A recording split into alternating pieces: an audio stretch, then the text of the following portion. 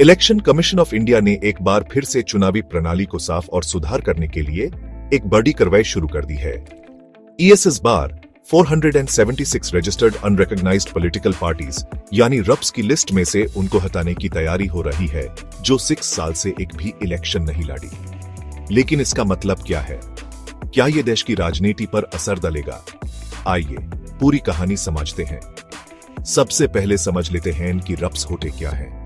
रप का full form है registered unrecognised political parties. ये वो पॉलिटिकल पार्टीज होती हैं जो इलेक्शन कमीशन में रजिस्टर टू होती हैं, लेकिन इनको नेशनल या स्टेट पार्टी का स्टेटस नहीं मिलता। इनके पास कुछ प्रिविलेजेस होते हैं, जैसे कि इलेक्शन सिंबल, टैक्स एग्जेम्पशन और कुछ लीगल फायदे। अब सवाल उठता है कि ये डिलिस्टिंग क्यों हो रही है? इलेक्शन कमीशन के रूल्स के मुताबिक अगर कोई रजिस्टर्ड पार्टी लगातार 6 साल तक एक भी चुनाव नहीं लड़ती तो उसका रजिस्ट्रेशन कैंसिल किया जा सकता है। इससे काफी टाइम से ऐसी पार्टीज का जमाव हो गया था जो एक्टिव पॉलिटिक्स में नहीं थी लेकिन बेनिफिट्स ले रही थी। इसलिए ईसी ने डिसाइड किया कि ऐसे पार्टीज को लिस्ट से हटा दिया जाए। 9 अगस्त 2025 को पहले राउंड में ईसीए ने 334 रूप्स को डिलिस्ट कर दिया। इसके बाद लिस्टेड पार्टीज की टोटल संख्या 2854 से घटकर 2520 हो गई।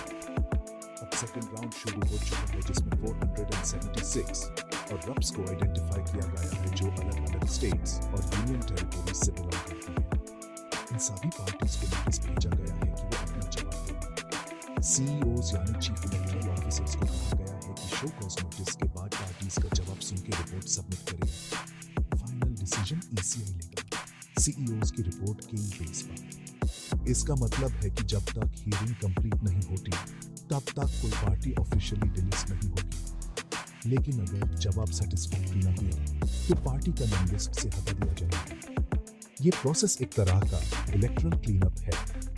इससे सिर्फ वही पॉलिटिकल पार्टीज बची रहेंगी जो एक्टिव हैं, चुनाव लड़ रही हैं और लोगों के बीच काम कर रही हैं।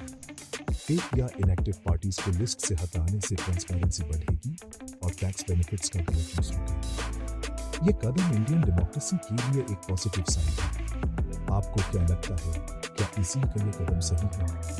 क्या इनएक्टिव पॉलिटिकल पार्टीज को लिस्ट से हटाना जरूरी है?